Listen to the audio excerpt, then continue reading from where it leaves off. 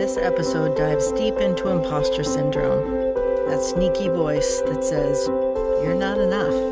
Even when you're doing the work, you're showing up and trying your best. I've been there too, especially when starting this podcast. So we'll break down what imposter syndrome is, learn how to reframe those thoughts, and remind each other you don't need to be perfect, you just need to be real. So let's all show up messy, brave, and beautifully human. Hey everyone, welcome back, or maybe welcome for the first time. However you found your way here, maybe you're a frequent flyer, maybe you did a quick search, maybe someone that cares about you shared this, but however you got here, I'm really glad you did. Just pressing play today is a sign that you're investing in yourself, and that's something worth celebrating. By tuning in, you're saying, hey, I'm open. I want more peace, more growth, more clarity in my life. Or maybe it's, I just don't want to feel like I'm crazy, that maybe I'm not as screwed up as I think I am. And by the way, you're not. By showing up today, that's enough. That intention, that's your starting point. And I'm honored to be here with you. So today we're diving into something that might hit a little close to home, and it does for me, imposter syndrome. You know that feeling when you're doing something new, something different, or maybe even something you're usually really good at, and yet there's this voice in your head that whispers, you don't belong here. Who do you think you are? Or maybe you're doing something that you've been doing for a while.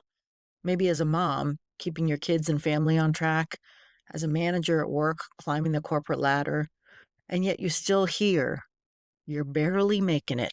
You're not that good. Everyone's going to find out. Yeah, those voices. And how do I know you're hearing them? Because many of us hear them, and it's okay once in a while. I know I do myself.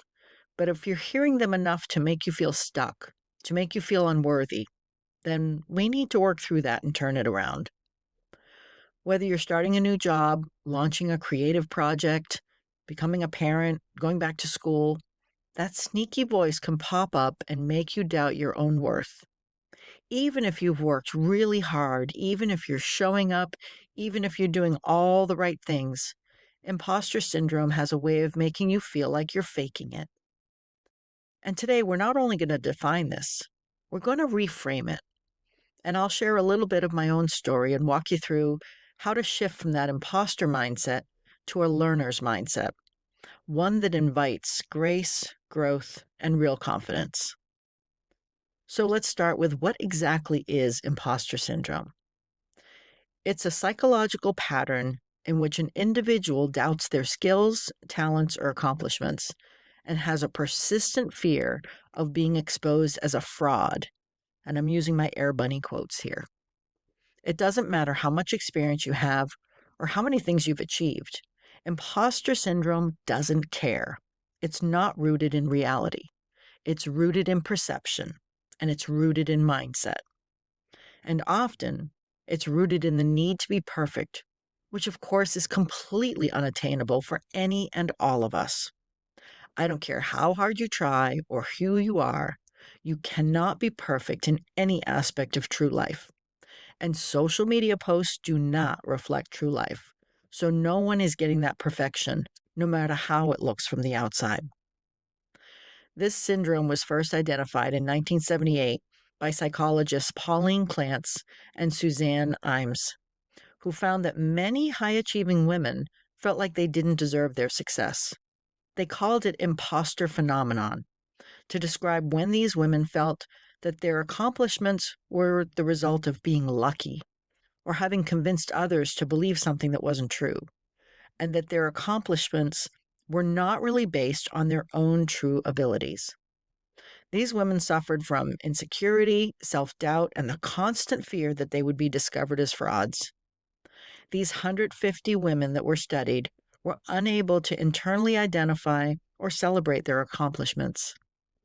Since then, we've learned that people of all genders and backgrounds can experience it. So it can sound like, I just got lucky. They're going to figure out I don't belong here.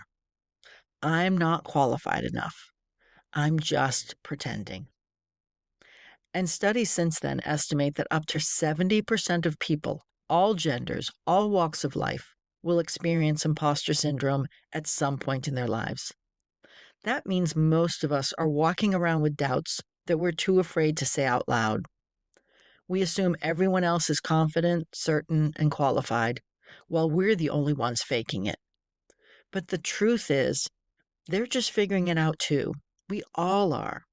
We are all trying to figure out how best to get through life with what we know now and what we have right now.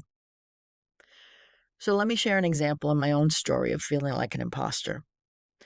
When I started thinking about creating this podcast, I felt excited, nervous, but excited. It was after I got my life coach and mindset coach certifications, but I knew with working full time that I didn't want to try to take on clients and then not have time for them. But I wanted to share more of my experiences and what I learned over the years. So I thought a podcast would be a great way to do that. I wanted to share a space where people could come to breathe, reflect, and grow. I wanted to share insights, stories, and tools to help others move through life in small ways. And I loved the thought of little by little and that piece by piece we grow. I bought a microphone. I posted a picture of it online stating I was going to start a podcast, and this forced me to hold myself accountable. But right behind that excitement was fear. That little voice in my head said, "Who are you to start a podcast? You're not an expert. There are people way more qualified, more experienced, maybe more articulate." And even though I had a passion in my own life experiences, a deep desire to connect and encourage that kind of felt like a mission, but still the fear told me I wasn't enough. And the irony is, I almost didn't start this podcast, the very podcast that exists to help people move forward, to move past fear, because I was afraid of not being good enough, of other people's opinions. But I chose to start anyway. I chose to let it be messy. I chose to lean into the idea that I didn't need to be an expert. I just needed to be real. And as someone has said to me time and time again, let your mess become your message. And so here we are almost a year later, and I'm still moving forward. It's sometimes not where I want it to be, but it's going in the right direction. So I have to give myself some grace and kindness as it blossoms. And that's what I want to invite you into today, is to give yourself grace, kindness, and permission to do what you do. Begin what you need to begin without perfection. Know that your passion and your intention is what matters. So how do we shift from feeling like an imposter to embracing the fact that we're just learning, just growing, just like everybody else is? Let's look at reframing our thoughts. And here's some key reframes that have helped me, and maybe they'll help you too. Change your thought from, "I don't know what I'm doing," to, "I'm learning and figuring this out." This reframe gives you space to breathe. You don't need to know everything on day one. Growth happens in the doing, not in the knowing. Every time you take a step, you gather data. You learn, you adjust, and then you keep going. And change your thought from, "I'm not qualified," to, "I know I have something valuable to offer." You may not have every credential or certification, but you have perspective, you have life, you have experience that nobody else can replicate because they are not you. They may have done things that you've done, but not from your life experiences. Only you have your voice and story to tell, and that has value. Change your thought from, "I'm a fraud," to, "I'm in process and not meant to be perfect." Imposter syndrome wants you to believe that you need to have it all together right now, but you don't. You just need to be authentic in the stage you're in. People will relate more to your authentic, messy selves more than they relate to perfection because they too are messy. And change your thought from, "they'll find out," to, "I'm sharing my growth." What if we stopped worrying about anyone judging us, but instead focus on reminding ourselves how far we've come, sharing what we've learned, where we've had setbacks, And every time you show yourself as an evolving human, you give others permission to do the same. It's not about being flawless. It's about being brave and allowing yourself to shine even when your light feels dim. And reaching out to others that have gone before you gives them a lift and helps you at the same time. I'm regularly reading what others are doing with their podcasts and getting ideas from them. I mean, why recreate the wheel, but use their tire treads instead? And what if your growth is enough? What if your willingness to try, fail, adapt, and try again is exactly what makes you enough? Because it is enough. You are enough and always have been. Sometimes imposter syndrome is more than just fear. It's rooted sometimes in how we're raised, educated, or socialized. So here's a few common contributing factors. Perfectionism, the belief that anything short of an A, 100%, the best of the best, is failure, because maybe that's what the pressure was that you felt as a child. Comparison culture. In today's always on world of likes and posts, we may feel we're constantly measuring ourselves against others online. Our upbringing, being praised only for achievements or feeling like mistakes were not allowed, this is not a reflection of you, but typically a reflection of what your parents needed for themselves. And lack of representation, being the only one in a space, can make you question if you belong there, where because of your gender, color, nationality, or any other way that you feel underrepresented. Understanding the root can help you untangle the belief. You're not broken, you've been conditioned.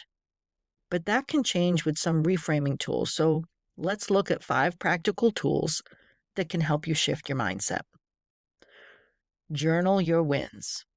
Create what's called a proof folder. Whether you note it in your phone, write it in a notebook, or however you want to record it. Every time you receive positive feedback, maybe you complete something hard, or you take a brave step out of your comfort zone, write it down, note it. Then when doubt creeps back in, look at your proof and challenge those doubts. Speak it out loud. Imposter syndrome thrives in silence, as do all negative thoughts in our mind. They love the silence and living in the shadows of your mind. So maybe talk to someone you trust. Share what you're feeling. You'll be surprised how often people will say, "Geez, I felt like that too." And as I shared in my experiences, I really have felt that way too in feeling like an imposter. Practice self compassion, which of course we all need to be doing, whether it's imposter syndrome or something else. When that inner critic gets loud, pause and ask, would I say this to a friend? If not, then think about what you would say to a friend and use that kinder language with yourself. You're not failing, you're learning. Visualize your future self. Picture yourself a year from now, from whatever you're trying to do, or choices you've made, or maybe 5 years from now. Imagine how confident, calm, and more experienced you will be. Let that future version of yourself keep moving you forward and reminding yourself of what you know you can become. And celebrate your small wins. You don't need a massive milestone to celebrate. Every time you show up, take action, or choose growth, that's a win. Remember, it's little by little that big change can happen. And I'm here to tell you that just like you, I still have my moments. With podcasting, you get some great statistics that show how many downloads happen, how many people are listening. And there's been times I've looked and not seen the numbers I want. But I remind myself that's not why I'm here. Sure, that's good for my ego, but that's not the goal. My original goal still is, was to help at least one person, to have at least one person be able to get unstuck, to feel more hope, to take that one step forward. And I know I've done that. Many of you have shared that with me. So when I myself have those doubts, that's what's in my proof. You are my proof that I come back to. So here's what I want to leave you with. You are not an imposter. You're a human growing in real time. Your doubts are not proof of your inadequacy. They're evidence that you care. And you don't need to wait for perfection or permission. You just need to keep taking little steps. This podcast didn't start because I had all the answers. It started because I was willing to ask questions, to listen, to show up anyway and make mistakes along the way, but to learn from them and keep moving forward. And that is what you're capable of too. Once you make that part of your knowing of yourself, that you have good intentions, that you are evolving, that you are growing, those voices will begin to quiet. Or at least you'll be able to challenge them more and talk right back to them so they back down quicker. So if today's episode resonated with you, I'd love for you to share it with someone who needs this reminder too. Let's normalize being a work in progress. Let's champion those who are showing up despite the fear. And let's break down that imposter syndrome. And remember, you are worthy exactly as you are. You're allowed to learn, you're allowed to grow, and to continue the journey of self-love, little by little and piece by piece. This podcast is based on my own life experiences. I'm not a therapist, a psychologist, psychiatrist, or any other licensed medical professional. Please share this podcast with anyone you think needs to hear this so that we all move forward, little by little and piece by piece. And thank you, Purple Planet, for sharing your music.